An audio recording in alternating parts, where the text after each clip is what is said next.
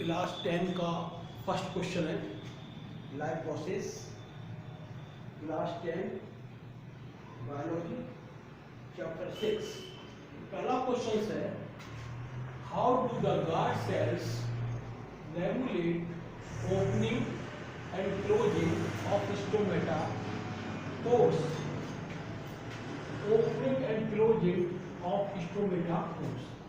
जो स्टोमेटा होता है लीव्स में वो कैसे खुलता है, मतलब फोटोसिंथेसिस होता है, कैसे बंद होता है, बल्कि फोटोसिंथेसिस से अच्छा ट्रांसपायरेशन, खुलने पर ट्रांसपायरेशन होता है और एक्सचेंज ऑफ गैसेज। तो इसको डिस्कस करेंगे। देखिए स्टोमेटा हमने बताया था कि लीव्स के निचले सरफेस पर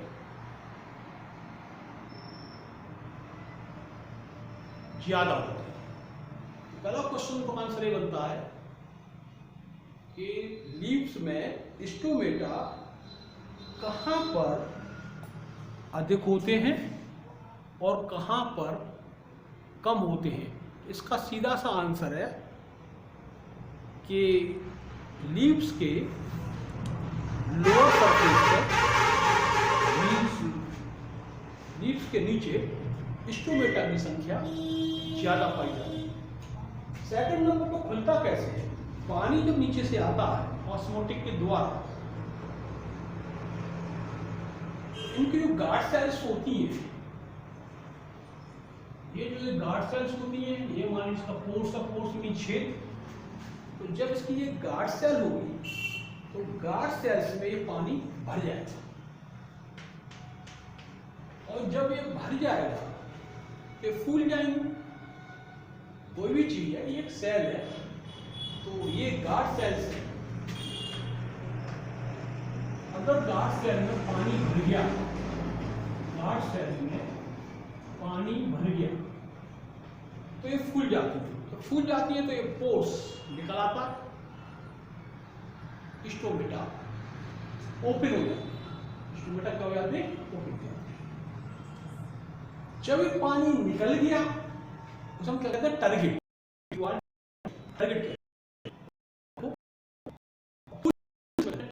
सेकंड नंबर पे जब ये पानी निकलेगा तो श्रिंक कर जाएंगे, सिकुड़ जाएंगे, ऐसे कर जाएंगे।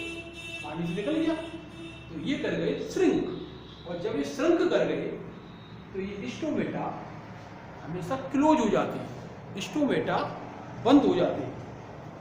तो इसका आंसर लिख लेते हैं, बहुत इजी आंसर है। मैन जो पॉइंट सब यही है, स्टोमेटा में पानी भर गया, ये टारगेट हुए तो फूल गए, फूल गए तो स्टोमेटा के पोर्स, स्टोमेटा के छेद खुल गए, और जो पानी निकल गया, जो मीजोफिल सेल्स होती है एक्चुअली स्टोमेटा में, ये भी याद कर लीजिए। जब पानी निकल गया तो ये guard cells, mesophyll cells shrink कर जाती हैं, सिकुड़ जाती हैं, और स्टोमेटा हमारा बंद हो गया। सिंपल सा आंसर है इसका, स्वेलिंग और गार्ड सेल हो गई तो ओपनिंग करेगी। स्वेलिंग अगर गार्ड सेल्स की हो गई, फूल गई, सूज गई, फूल गई, तो ये ओपनिंग हो गई। और अगर पानी निकल गया तो क्या हो गई? गार्ड सेल्स, तो गार्ड श्रिंक हो गई। इसे हम कहते हैं खुलना और बंद होना, opening and closing of stomata pores. Pores mean छेद। तो लिखेंगे आंसर क्या लिखेंगे? लिख लीजिए आंसर करना याद हो तो। The swelling of guard cells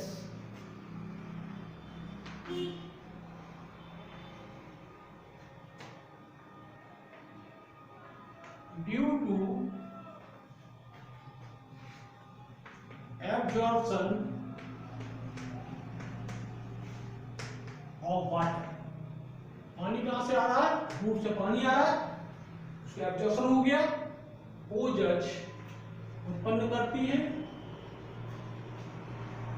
opening of stomata, pores,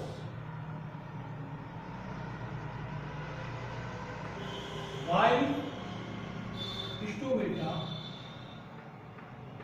pores, while shrinking, सिकुड़ना, shrink कहते हैं सिकुड़ने को, तो while shrinking क्या करेंगे, shrink क्या करेंगी, while shrinking the guard cells, while shrinking the guard cell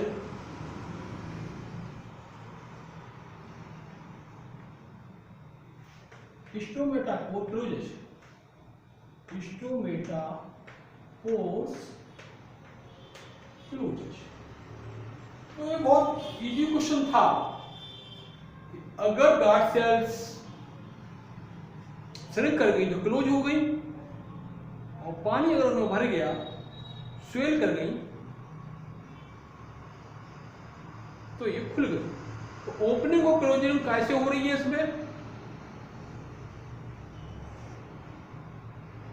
target of the sales,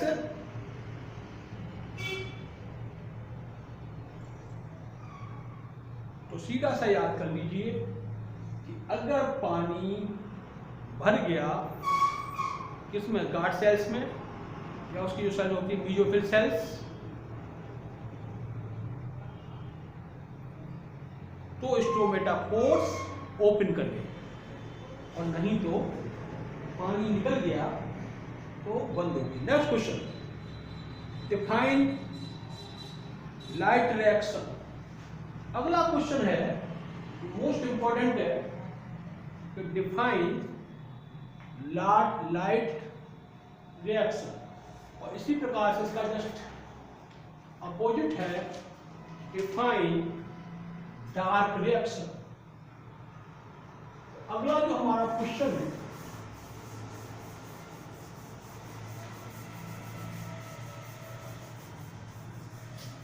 अगला क्वेश्चन है, डिफाइन लाइट रिएक्शन। पहला क्वेश्चन है, डिफाइन लाइट रिएक्शन, और सेकंड पे है डिफाइन डार्क रिएक्शन। ये क्या है, लाइट रिएक्शन और लाइट रिएक्शन और डार्क रिएक्शन, ये एग्जाम्पल का क्वेश्चन है। अगर नाम से ही हो रहा है लाइट रिएक्शन, अगर केमिकल रिएक्शन कहीं भी पूरे प्लांट्स के अंदर, अगर केमिकल रिएक्शन पूरे प्लांट्स के अंदर due to the presence of light हो रहा है, प्रेजेंस की उपस्थिति में हो रहा है, चाहे वो लीव्स में हो रहा हो, चाहे स्टेम में हो रहा हो, चाहे वो शूट में हो रहा हो, चाहे ब्रांच में हो रहा हो, तो इसे हम कहते हैं लाइट रिएक्शन। तो अगर हम सीधा सीधा सा ये देखते हैं कि इन the presence of light reaction is taking place, that is called light reaction. हम क्या लिख लेंगे इसका आंसर, एक chemical reaction, answer first, a chemical reaction, a chemical reaction which takes place in the presence of light, in the presence of light is called light reaction.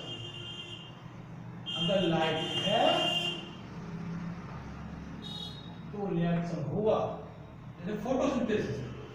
तो photosynthesis जो है हमारा एक लाइट रिएक्शन है, क्योंकि ये जो है जब लाइट होगी तभी होगा, इसलिए हम कहेंगे कि फोटोसिंथेसिस इज लाइट रिएक्शन। ये किस में लेती है, ये लाइट रिएक्शन होता कहाँ है, तो ये क्लोरोप्लास्ट में होता है या ग्रेना। क्लोरोप्लास्ट में ग्रेना एक पार्ट होता है। ये तुम्हारा क्लोरोप्लास्ट है, इसमें मॉलिक्यूल्स होते हैं, इन्हें कहते हैं ग्रेना। ये क्या कहते हैं, ग्रेना। ये क्या है, क्लोरोप्लास्ट। तो क्लोरोप्लास्ट में जो ग्रेना होता है तो उसी ग्रेना में यह रिएक्शंस होते हैं।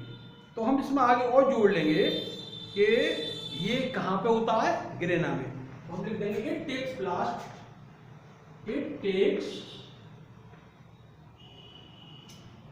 It takes part in grana. और ग्रेना कहां पे है भाई, इन ग्रेना ऑफ क्लोरोप्लास्ट। ये इसका आंसर होगा। तो ये क्वेश्चन से आप करिएगा कि लाइट रिएक्शन होती है वो इन द प्रेजेंस ऑफ लाइट होती है और ग्रेना में होती है। अब दूसरा है डिफाइन द डार्क रिएक्शन। तो डार्क रिएक्शन इसका उल्टा हो जाएगा।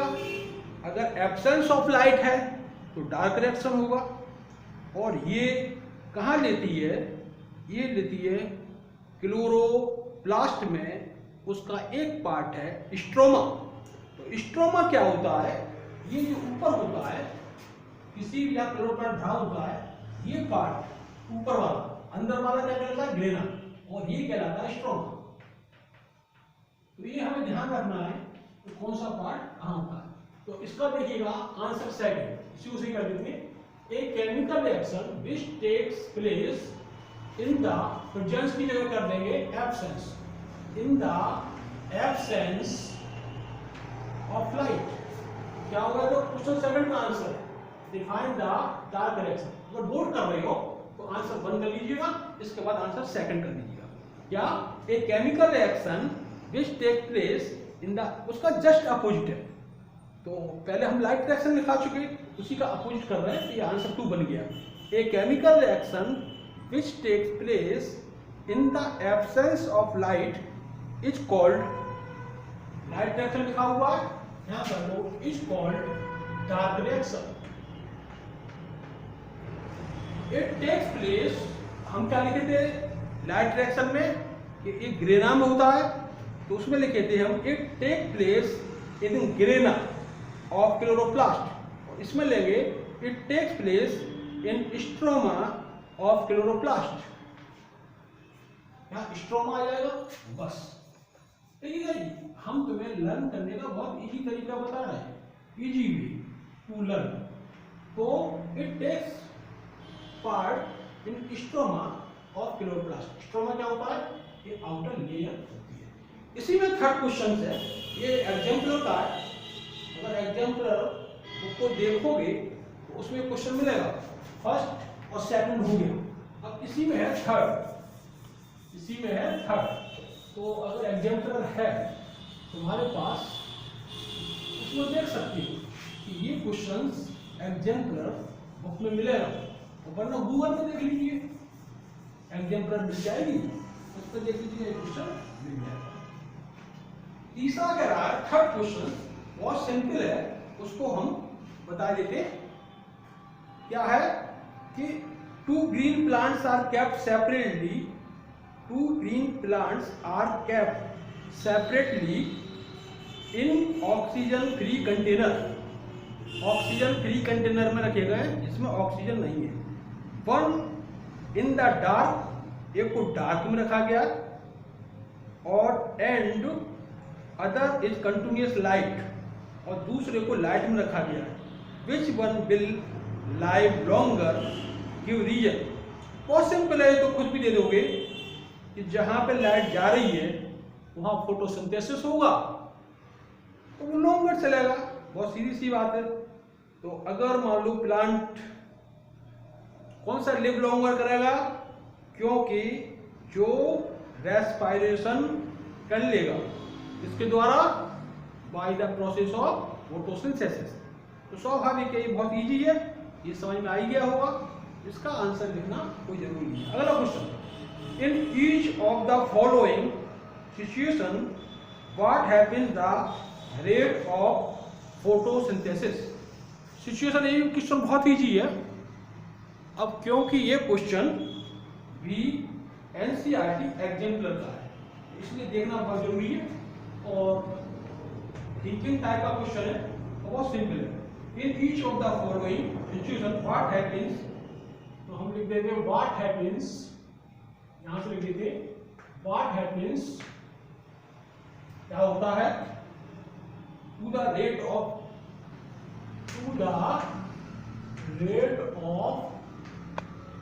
फोटोसिंथेसिस।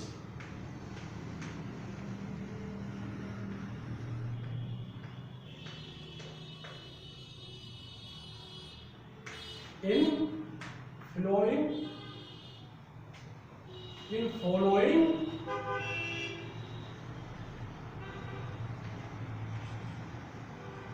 following सिचुएशन, पहला क्या है, पहला दिया है क्लाउडी डेज में, क्लाउडी डेज में, क्लाउडी डेज बादल बहुत ज्यादा है, तो ये तो कल ही बता चुके थे हम पिछले वीडियो में कि क्लाउडी डेज में हमेशा क्या होता है, दैट इज द फोटोसिंथेसिस हमेशा क्या किया जाता है, डिक्रीज है। इसका आंसर होगा, आंसर हम इधर लिख देते हैं, क्या चीज बता रहे हैं, फोटोसिंथेसिस, रेट ऑफ फोटोसिंथेसिस, ये बता रहे हैं रेट ऑफ फोटोसिंथेसिस। तो क्लाउडी डेज में ये रेट ऑफ फोटोसिंथेसिस क्या कर जाएगा, डिक्रीज हो जाएगा। सेकंड नंबर पे है नो रेनफॉल, वर्षा हुई नहीं है, no rainfall in the area, उस एरिया में बारिश हुई ही नहीं है। तो वो बारिश अगर नहीं हुई है तो स्वाभाविक है कि प्लांट को पानी मिलेगा नहीं, और जब प्लांट को पानी नहीं मिलेगा तो फोटोसिंथेसिस के लिए आवश्यक है कि वाटर भी हो, CO2 भी हो, लाइट भी हो, तो स्वाभाविक है ये भी डिक्रीज कर जाएगा। यहाँ पर तो लाइट नहीं मिली तो डिक्रीज कर गया, यहाँ पर वाटर नहीं मिला तो ये क्या हो जाएगा, डिक्रीज। क्या डिक्रीज कर जाएगा, rate of photosynthesis in no rainfall area will be decrease. ये तीसरा है good manuring in the area, अगर तुमने बहुत अच्छे से खाद लगाई है, गुड मैन्यूर, मैन्यूर कहते हैं ऑर्गेनिक फर्टिलाइजर्स, ऑर्गेनिक जिससे न्यूट्रिशंस मिलता है, good manuring in the area, अगर तुमने गुड मैन्यूरिंग की है एरिया में तो क्या हो जाएगा, भाई जब मैन्यूरिंग करोगे तो उसको मिनरल्स मिलेंगे, न्यूट्रिशंस मिलेंगे, तो हमारा रेट ऑफ फोटोसिंथेसिस क्या कर जाएगा, इंक्रीज कर जाएगा। ये चीज ध्यान देने की, ये चीज ध्यान देने की। और लास्ट वाला है फोर्थ, वो करा स्टोमेटा गेट्स ब्लॉक्ड, स्टोमेटा को हमने क्या कर दिया, बंद कर दिया। अब भाई ये तो साफ मालूम पड़ रहा है कि जो हमारा फोटोसिंथेसिस है, अगर स्टोमेटा को क्लोज कर दिया तो उसमें से कार्बन डाइऑक्साइड जाएगी नहीं, और जब कार्बन डाइऑक्साइड जाती तो फोटोसिंथेसिस के द्वारा हमारे क्या बनते हैं, स्टार्च बनता है, उसका फूड बनता है। तो स्वाभाविक है जब स्टोमेटा गैस ब्लॉक्ड हो गया, बंद कर दिए गए, तो भाई ये बताओ उसमें CO2 नहीं जाएगी, तो ये क्या हो जाएगा, ये डिक्रीज कर जाएगा, फोटोसिंथेसिस क्या करेगा, डिक्रीज कर जाएगा, rate of photosynthesis will decrease. तो ये क्वेश्चन, और अब हम लेते हैं नेक्स्ट क्वेश्चन। नेक्स्ट क्वेश्चन क्या होगा, ये कंसेप्चुअल क्वेश्चंस है, इनको थोड़ा सा ध्यान से देखिए, इसी प्रकार के क्वेश्चंस एग्जाम्स में पूछे जाते हैं। कुछ क्वेश्चन डायरेक्ट आते हैं एनसीईआरटी से, और कुछ थोड़ा सा घुमा के आते हैं। ये घुमा के जो क्वेश्चन आते हैं उनको ये कंसेप्चुअल क्वेश्चन हमें बहुत ध्यान से देखने चाहिए। अगला question, name the energy currency. ये भी एनसीईआरटी एग्जाम का है। क्या है? Name the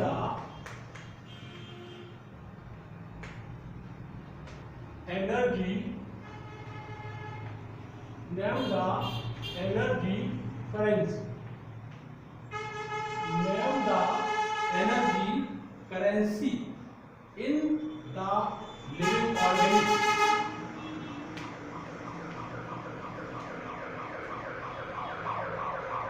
in the living organism। हम लोग भी लिविंग ऑर्गेनिज्म में, प्लांट्स भी लिविंग ऑर्गेनिज्म में।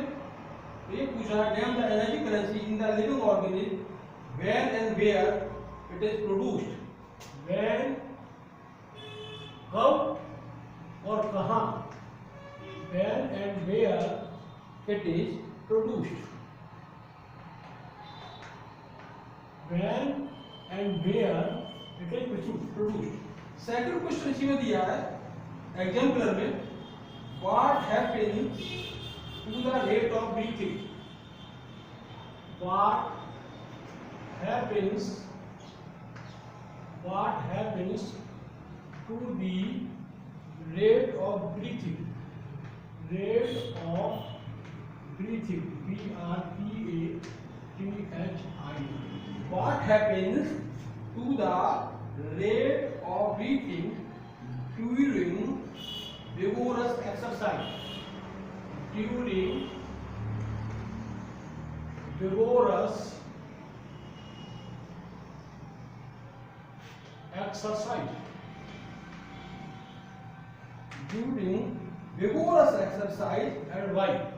vigorous हम पहले बता चुके हैं, बहुत यूज होता है एनसीईआरटी में। vigorous मींस तेजी से एक्सरसाइज करने का। मान लीजिए डंड लगा रही हो, बैठक लगा रही हो, डंड बैठक लगा रही हो, बहुत तेज लगा रही हो। चलो पहला क्वेश्चन देखते हैं। आंसर पहला, what is the energy currency. ये एक नया शब्द तुम्हारे लिए आया है, कुछ लोग ही जानते होंगे, कुछ स्टूडेंट्स ही जानते होंगे कि एनर्जी करेंसी क्या है। कुछ नहीं है, नाम सुनाइए एटीपी। जो एटीपी है सेल के अंदर, उसको हम कहते हैं एनर्जी करेंसी। जो एटीपी है उसको कहते हैं energy currency. In the living organism when and where it is produced, ये सेल में होती है। सेल में माइटोकॉन्ड्रिया होता है, ये सभी जानते हैं। माइटोकॉन्ड्रिया में हमारा रेस्पिरेशन का पावर हाउस कहलाता है, ये भी पूछ लेते हैं। Which is the power house of respiration in the cell. Answer is the mitochondria is the power house of respiration. और यही एनर्जी करेंसी है, एनर्जी का सिक्का। हमें एनर्जी कहीं से नहीं मिलती, हमें जो एनर्जी मिलती है वो एक्चुअली में एटीपी से मिलती है। और एटीपी कहाँ पे है, कौन एनर्जी देता है? माइटोकॉन्ड्रिया। और माइटोकॉन्ड्रिया पावर हाउस कहते हैं रेस्पिरेशन का। That is the power house of respiration. ATP की फुल फॉर्म क्या है? Adenosine triphosphate.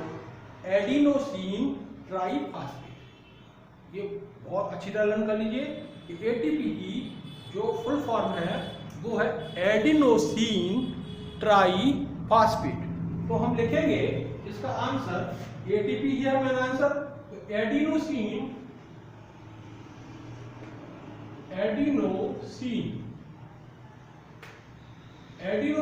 Triphosphate.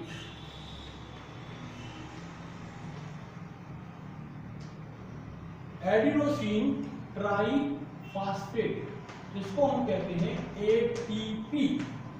Adenosine triphosphate जिसको हम कहते हैं एटीपी। तो एडिनोसिन क्या होता है देखिएगा, एडिनोसिन एक तुम्हारा बेंजाइल ग्रुप है और ट्राइफॉस्फेट क्या है? ये इनऑर्गेनिक है। फास्फोरस तुमने पढ़ाई होगा तो इसमें जो फास्फोरस का एनर्जी में सबसे ज़्यादा यूज होता है, इसी का नाम पड़ा है एडिनोसिन ट्राइफॉस्फेट। तो एडिनोसिन ट्राइफॉस्फेट है, ये क्या कहलाती है, is the energy currency, is the energy currency. ये बहुत ढंग से याद कर लीजिएगा, ये भी क्वेश्चन तुम्हारा सीधा सीधा एनसीईआरटी एग्जाम्पलर का है। Adenosine triphosphate is the energy currency है इन द, इसमें पूछ रहा है लिविंग ऑर्गेनिज्म। एटीपी कहाँ, ये तो जानते ही हम लोग, एटीपी और माइटोकॉन्ड्रिया इन लिविंग ऑर्गेनिज्म में पाया जाता है, इन लिविंग ऑर्गेनिज्म। तो जो एटीपी है हमारा एडिनो ट्राइफॉस्फेट, एडिनो ट्राइफॉस्फेट है, दैट इज द एटीपी, और इसी को हम कहते हैं एनर्जी करेंसी, जो कि लिविंग ऑर्गेनिज्म में पाया जाता है। अब ये पूछ रहा है कि वेयर एंड व्हाई, तो अभी बता दिया हमने कि ये कहाँ पे प्रोड्यूस होती है, तो ये माइटोकॉन्ड्रिया में प्रोड्यूस होती है। तो कब प्रोड्यूस होती है, ड्यूरिंग रेस्पिरेशन, और प्लांट में कब होती है, ड्यूरिंग फोटोसिंथेसिस। एनिमल्स के अंदर ये प्रोड्यूस हो रही, फिर याद करो, फिर लर्न करो, फिर सोचो, ये ड्यूरिंग रेस्पिरेशन होती है एनिमल्स में, कौन, एनर्जी करेंसी प्रोड्यूस, और प्लांट में during photosynthesis energy currency is produce. तो हम इसमें आगे लिख देंगे, क्या लिखेंगे, एनर्जी करेंसी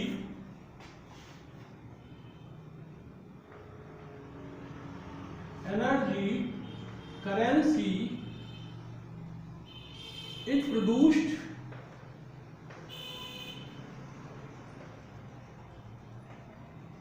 in respiration,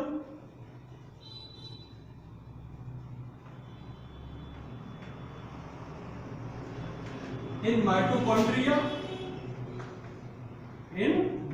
दोनों नाम आगे बढ़े,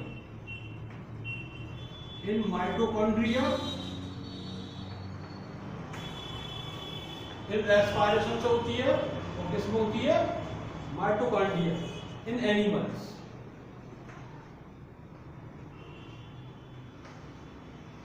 in animals, while in plant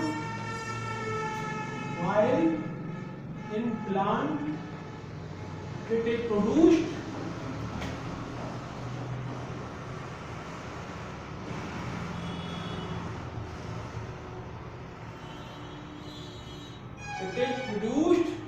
during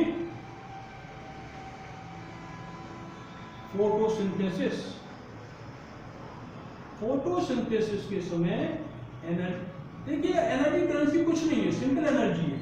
तो फोटोसिंथेसिस में जो एनर्जी बनती है वो बनती है प्लांट्स में, और एनिमल के अंदर जो एनर्जी बनती है वो बनती है एनिमल्स में, इसमें रेस्पिरेशन। हम लोग जो एनर्जी गेन करते हैं that is due to respiration, और प्लांट जो एनर्जी रिसीव करता है, जो एनर्जी लेता है ड्यू टू फोटोसिंथेसिस। इसीलिए हमने दोनों का लिख दिया, फोटोसिंथेसिस का भी लिख दिया जो प्लांट का है, रेस्पिरेशन का भी लिख दिया जो एनिमल्स का है। तो इस प्रकार से क्वेश्चन हो गया। अब अगला नेक्स्ट क्वेश्चन देखते हैं। नेक्स्ट क्वेश्चन हमारा है, अभी हमने लिखा भी था क्वेश्चन में second, what happens the rate of breathing during vigorous exercise and why. Question को पहले लिख चुके थे, उस क्वेश्चन को देख लो।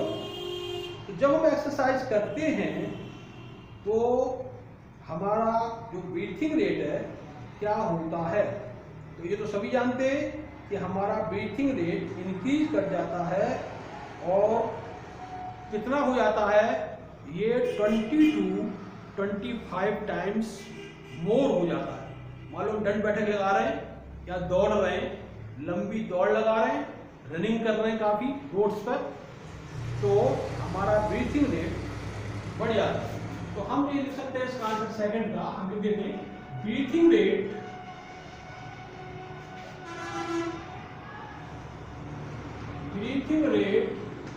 is increased. Breathing rate is increased due to exercise.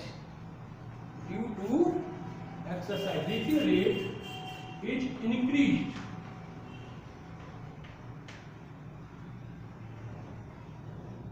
due to exercise. Exercise करने से due to exercise. एक्सरसाइज करने से हमारा जो ब्रीथिंग रेट है वो बढ़ जाता है। कितना परसेंट बढ़ जाता है? दैट इज इंक्रीज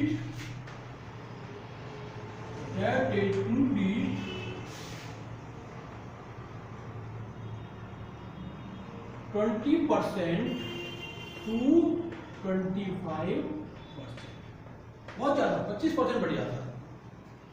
और इसलिए हम ब्रीथिंग तेजी से करते हैं जिससे अधिक से अधिक हमें ऑक्सीजन मिले और एनर्जी मिल सके, जिससे कि हमारी एनर्जी रिकवर हो सके। अगला भी एग्जाम्पलर का है, हमें जो है मैच करने हैं। तो अगला क्वेश्चन भी एग्जाम्पलर से, मैचिंग वाले क्वेश्चंस एग्जाम्स में जरूर आता है, इसीलिए और मैचिंग में एक गलती हो गई तो दो तो अपने आप ही हो जाती है। मैचिंग वाले और कंसेप्ट अगर क्लियर है तो बहुत ही आसानी से निकल जाते हैं, इसलिए लर्न भी कीजिए और कंसेप्ट को क्लियर भी कीजिए। तो मैच करना है, तो अगला क्वेश्चन एग्जाम्पलर प्रॉब्लम से मैच द टर्म्स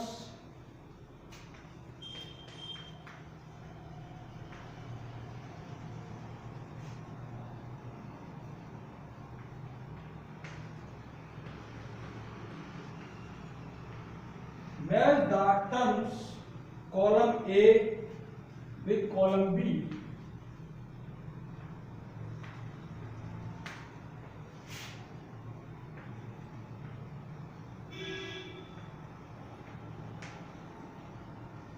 तो पहले A में क्या करनी है, हम कॉलम में लिख लेते हैं, दिया हुआ है क्वेश्चन में, और फिर लिख लेते हैं हम कॉलम बी। कॉलम ए में लिखा है ट्रिप्सिन एंजाइम में, जानते ही हो, काफी नाम पढ़ चुके हो ट्रिप्सिन का। तो ट्रिप्सिन जो हमारा एंजाइम्स है, ट्रिप्सिन। सेकंड एमाइलेज, ये हमारे माउथ में जो सलाइवा है, जो लार है, उसमें पाया जाता है। यहीं से डाइजेशन हमारा स्टार्ट होता है एमाइलेज से। हमारा डाइजेशन, एक क्वेश्चन और बनता है, हमारा डाइजेशन कहाँ से स्टार्ट हो जाता है? हमारा डाइजेशन मुंह से ही स्टार्ट हो जाता है, माउथ से ही स्टार्ट हो जाता है, क्योंकि माउथ में क्या बनता है? सलाइवा। और सलाइवा एक एंजाइम है, डाइजेस्टिव एंजाइम से जो मिक्सअप हो जाता है हमारे फूड में। जब हम फूड को चबाते, च्यू करते, दांतों से चबाते, तो उसमें ये सलाइवा और ये हमारे गालों में, चीक्स के किनारे किनारे ये सैलिवरी ग्लैंड्स होती हैं, उन्हीं से सलाइवा निकलता है। उसी में जो एंजाइम होता है वो होता है एमाइलेज। एमाइलेज एंजाइम मुंह में पाया जाता है। सलाइवा जो सैलिवरी ग्लैंड्स नजर होती है पूरे चीक्स में होती हैं, गाल में पूरे अंदर इनर लाइनिंग पे, इनर सरफेस में, उसमें यह पाया जाता है। तो वही पूछ रहा है सेकंड एमाइलेज, ट्रिप्सिन। और तीसरा जो पूछ रहा है वाई,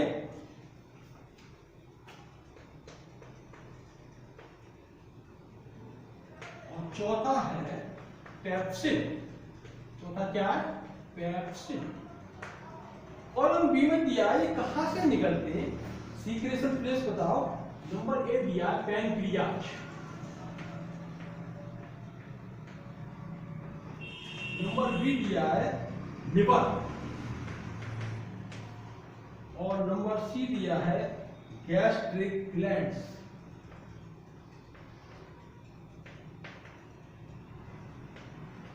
और नंबर डी पर दिया है सलाइवा। अगर क्वेश्चन आता हो तो उसे नोट कर लो। ट्रिप्सिन एंजाइम जो है वो हमारे पैंक्रियाज से निकलता है। वैसे तो बहुत मामूली निकलता है, लेकिन ये मान लो ये ट्रिप्सिन, देखिएगा पैंक्रियाज ये हमारे स्टमक के ऊपर इस प्रकार से रहती है, फिगर देखा ही होगा। तो पैंक्रियाज स्टमक के ऊपर होती है, ये ग्लैंड है। तो पैंक्रियाज से जो बहुत फेमस आइटम है दैट द इंसुलिन, जो हमारे ब्लड शुगर को मेंटेन करता है। इसके पिछले वीडियो में हम इस पर काफ़ी चर्चा कर चुके हैं। तो जो ब्लड शुगर है उसको मेंटेन करता है। तो क्या क्या निकलता है पैंक्रियाज से? इंसुलिन भी निकलता है, और पैंक्रियाज से ही निकलता है ट्रिप्सिन, जो कि हमारे ट्रिप्सिन क्या करता है, जो कि हमारा प्रोटीन को ब्रेक डाउन करता है। प्रोटीन का जो कॉम्प्लेक्स बायोमोलिक्यूल्स है उसको चेंज कर देता है सिंपल बायोमोलिक्यूल्स में। मतलब कॉम्प्लेक्स हाइड्रोकार्बन्स को, जो प्रोटीन हम खा रहे हैं उसको किस में कर देगा? सिंपल हाइड्रोकार्बन्स में। तो सबसे पहला आंसर हो गया ट्रिप्सिन सीक्रेटेड। ट्रिप्सिन कहां से निकलता है? पैंक्रियाज। पहला आंसर हो गया, याद कर लो।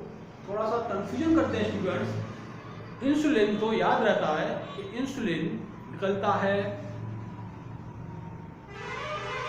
पैंक्रियाज से, और हमारे ब्लड में एनर्जी कंसंट्रेशन या एनर्जी लेवल कहते हैं उसको बैलेंस करता है। सेकंड एमाइलेज, उस पर अभी हम डिस्कस कर चुके हैं। एमाइलेज हमारे मुंह में सलाइवरी ग्लैंड्स होती हैं। सलाइवरी ग्लैंड से जो गालों के इनर सरफेस पे होती हैं, अंदर गालों में होती हैं, चीक्स में अंदर, तो उसमें सलाइवा निकलता है, मतलब लार। सलाइवा का मीन्स लार, उसी में पाया जाता है एमाइलेज एंजाइम। तो ये पूछ रहा है ये कहाँ पाया जाता है, तो नीचे जो लिखा है सलाइवा, तो इसका आंसर हो जाएगा एमाइलेज का सलाइवा। अगला बाइल। बाइल जूस जानते कि लिवर से निकलता है। बाइल जूस और तुम्हारा जो गैस्ट्रिक जूस है वो गैस्ट्रिक ग्लैंड से निकलता है। और गैस्ट्रिक, जी से गैस, और गैस्ट्रिक कहाँ पाई जाती है? स्टमक में। और गैस्ट्रिक जूस में कल बताए थे, काफ़ी डिस्कस हो चुका है इस पर, कल काफ़ी बता चुके हैं। गैस्ट्रिक जूस में होता है पेप्सिन, पेप्सिन होता है, म्यूकस होता है, ये सब पाया जाता है गैस्ट्रिक ग्लैंड्स में। इसमें काफ़ी ज़्यादा डिस्कस हो चुका है, क्योंकि हमने कहा था, बताया था कि स्टमक में गैस्ट्रिक ग्लैंड से पेप्सिन, म्यूकस और हाइड्रोक्लोरिक एसिड्स, ये तीनों गैस्ट्रिक ग्लैंड से निकलते हैं, जो स्टमक में पाई जाती है। तो अगले का आंसर हो गया बाइल का लिवर। और पेप्सिन कहां से निकलता है? गैस्ट्रिक ग्लैंड से, जो स्टमक में पाई जाती है। तो फोर्थ का आंसर हो गया सी। तो इसको नोट कर लीजिए। अगर लर्न है कोई बात नहीं, उसे रिवीजन खुद से कर लीजिएगा, फिर भी पेन कॉपी निकाल कर बैठो जिससे कि लर्न होता रहे। अगला, ये भी एनसीईआरटी एग्जाम्पलर क्वेश्चन है। Name the correct substrates for the following enzymes. ये बताना है कि ये एंजाइम क्या कार्य करते हैं। ये एंजाइम क्या कार्य, देखिएगा इस एंजाइम से कल भी डिस्कस हुआ है। अब जो भी क्वेश्चन आ रहे हैं तो उनको डिस्कस करते हैं। तो ये अगला क्वेश्चन है कि इनका फंक्शन क्या है। ये जो फंक्शन करते हैं क्या करते हैं, तो वो ये क्वेश्चन कह रहा है, अगला question, name the correct subtracts. सबट्रैक्ट्स माने कार्य फंक्शन। ये मीनिंग याद कीजिए, एनसीईआरटी में नए नए शब्दों का उपयोग बहुत ज्यादा होता है और ध्यान रखने चाहिए। नेम द करेक्ट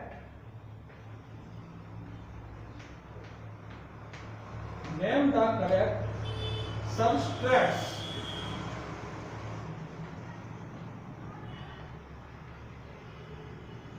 सबट्रैक्ट्स का मीनिंग होता है फंक्शन। ये रन कीजिएगा सब for the following engines, for the following engines। उन्होंने एंजाइम्स के नाम दिए और उनके फंक्शन पूछे कि आखिरकार कि ये किस पे अटैक करते हैं, कहां पे कार्य करते हैं। और एग्जाम्पल का है, पहला क्वेश्चन है, सबसे पहला ये एग्जाम दिया है ए ट्रप्सिन, जिसको पूछा अभी बता चुके, तो हो चुका ट्रप्सिन। तो ट्रप्सिन का तो अभी बता चुके, क्या बता चुके, ये प्रोटीन को ये क्या करता है भाई, एमाइलेज। ये किसका, ये किस पर एक्ट करता है, एमाइलेज। हमने खाना खाया, उसे एमाइलेज निकला, तो कर क्या रहा है, ये किस पर अटैक कर रहा है, प्रोटीन पर कर रहा है, कार्बोहाइड्रेट्स पे कर रहा है, ये फैट पे कर रहा है, ये किसको तोड़ रहा है, किसको डाइजेस्ट करा रहा है, किसको डाइजेस्ट कर रहा है। ये बहुत इंपॉर्टेंट है। एमाइलेज जो ब्रेक डाउन करता है, जो डाइजेस्ट करता है, एट द स्टार्च। इसमें कुछ लोग प्रोटीन लिख देंगे, कुछ लोग कार्बोहाइड्रेट लिख देंगे, लेकिन स्टार्च में स्टार्च